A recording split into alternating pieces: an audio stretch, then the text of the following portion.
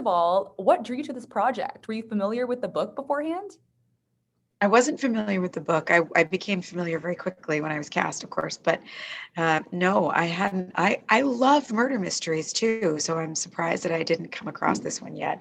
But it definitely has a long-standing fan base here in Indiana, as does Michael Carita. So I'm just thrilled that they trusted me with this project. So many people are. It's such a beloved property that it's a big deal here. So you were actually at the property right now, right? Yes. What was it like filming there? And is this the first time you've been back at the hotel, the resort, since filming? Yes, it is my first time back. Um, we were here in January of 2020 when we filmed. So it's been 2 years in the pandemic in the middle of it when everybody was just like, what are we doing? Do we release it? Do we wait? What should we do?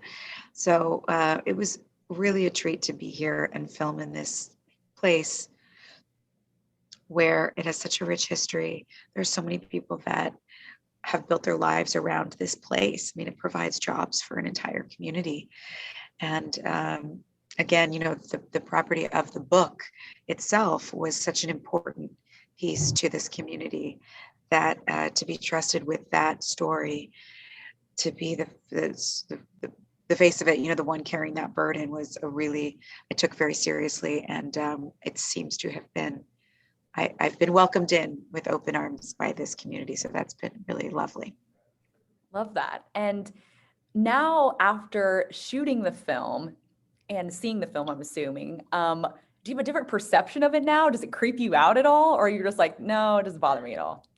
I was so excited. I saw it in my living room a year ago. No, 6 months ago. And it was really great to see. It was great to see everyone's hard work come together. I'm excited to see it a second time because the first time you watch a film that you were in or a TV show or something, all you're thinking about is all the memories that you had on the set and everything that was behind the scenes.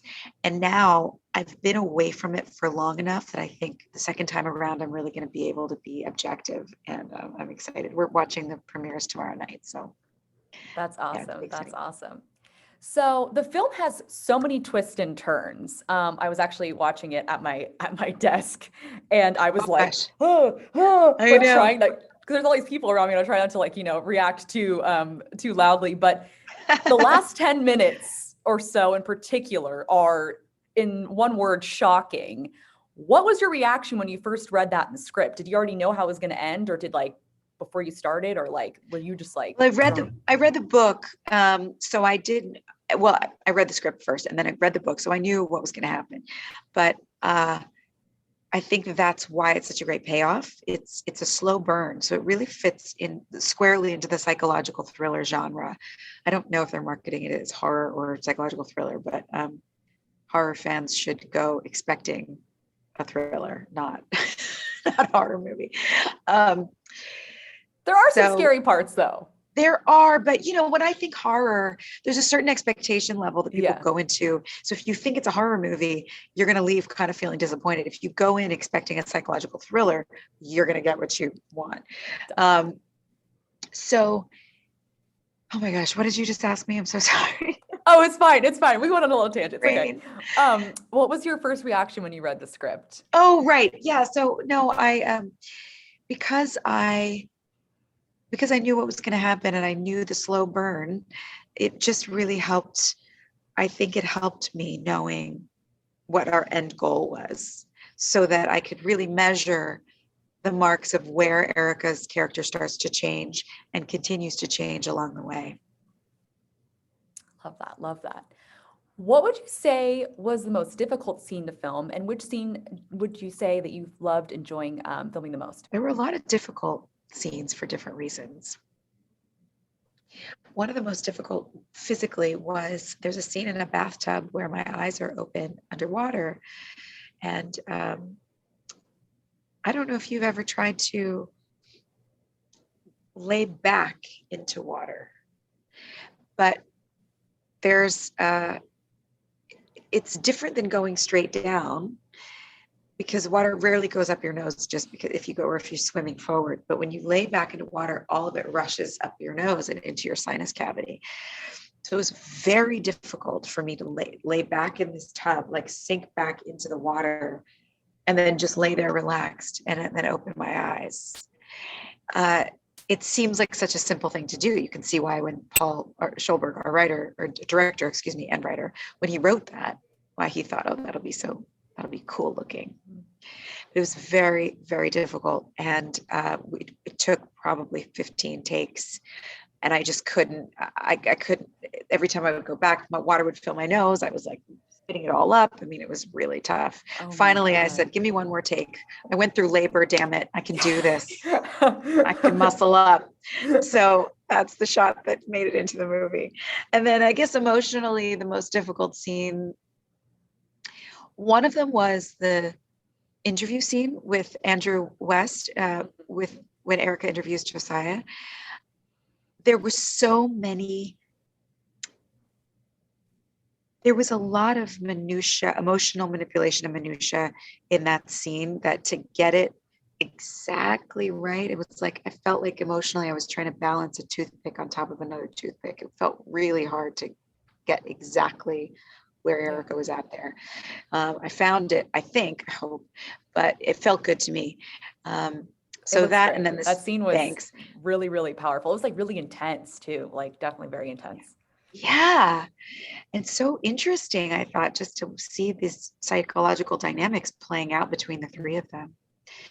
And then there was one scene where I just had to stare into the camera, and Paul just said, run through the gamut of your emotions.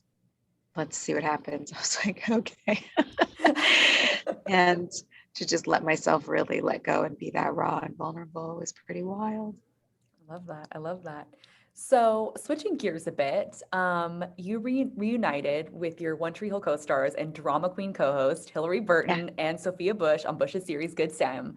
What was it like reuniting with them, and did it feel like no time had passed since you've been on screen together? It 100% felt like no time had passed. It was great. I think we all assumed it would, because we've been talking so much, with the podcast. We were interacting all the time. There's a group text. We talk every single day. So I think we all kind of assumed it was going to be easy, but there is always that question. We've all changed so much in our lives and approach our professional acumen.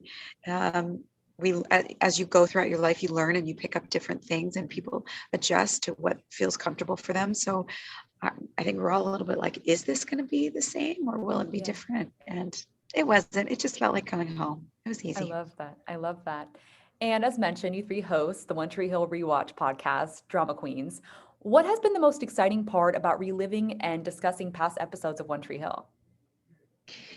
Oh my gosh. The most exciting part has been that it's not a disaster. Honestly. I love the honesty. We were all a little scared that it was just going to be so cringy and so full of bad memories. As many as there are good, there were also a lot of hard memories. And so I think we were all nervous, like, is this going to hurt? Yeah. And the more that we walked down the road, the more we realized, oh gosh, no, it actually feels great. It feels great. For all the things that do hurt, there's so much healing, and it's such a safe place and a safe space here among us as sisters and friends and professionals, that it's just been better than any of us could have dreamed. I love that. And that kind of goes into my next question. Have you been surprised by all the press pickups the podcast has received? And have you noticed a shift in the narrative around the show now that you've reclaimed it?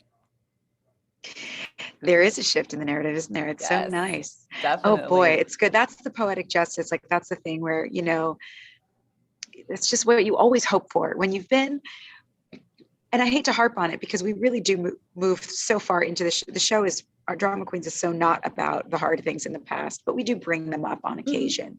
So I don't want to harp on it, but when you've been wronged in life in some way, it always feels good to see things turn around and kind of have the the recompense that you deserve and that you long for, and not just to get paid back, but to see it turn into something even better. Wow, that's just a dream. So that's been really cool. The press pickup definitely has been something that we knew. I mean, it's always surprising when it really works. You take a big swing in this business all the time, and sometimes it works and sometimes it doesn't. And we all had a feeling, which is why, it got leaked. The podcast got leaked the day before it was supposed to air. What? And because we were telling our platform, iHeart, we were like, guys, this is going to be bigger than you think it is. Like, be cautious with, and they were like, no, it's fine. We do this all the time. And then we got the call, midnight, like, like we told you, our fans love One Tree Hill. One Tree Hill fans are just the best, and they're so committed. They'll dig and dive and find. So it was kind of fun that they did that. Yeah. And iHeart's been awesome to work with and so supportive, and they're just keeping the machine going. It's all great. Dude, it's gravy right now. I'm the luckiest girl in the world. I love it. So last question, you kind of mentioned this a little bit about the One Tree Hill fandom. Have you noticed that because of the podcast and, because of streaming and people are binge watching it now, have you noticed that there's been a lot of new fans? Like, has the fan base grown? Have you seen that from your perspective? Yes, I have. And I've been amazed at the age range too. We've got new 13, 14, 15-year-old girls watching, and boys. Some of them I'm like, as a mom, I'm like, oh, you're so young. Should you be watching this? I know. Some topics are kind of mature. Yeah. But whatever. They're not my kids, not my circus. So yes, there is a new audience, and that makes me really happy. I was saying the other day we did a Drama Queens live before the Good Sam episode. And we were talking about just that, how there's a new audience. And I think a lot of them are watching it out of irony, because like so many things, the mom genes are back in now, but it's ironic. It's not like it was when it was serious in the 80s and 90s. It's hipster now, if that's still crop tops. Yeah, it's irony. But I don't care how they get into it, irony or not.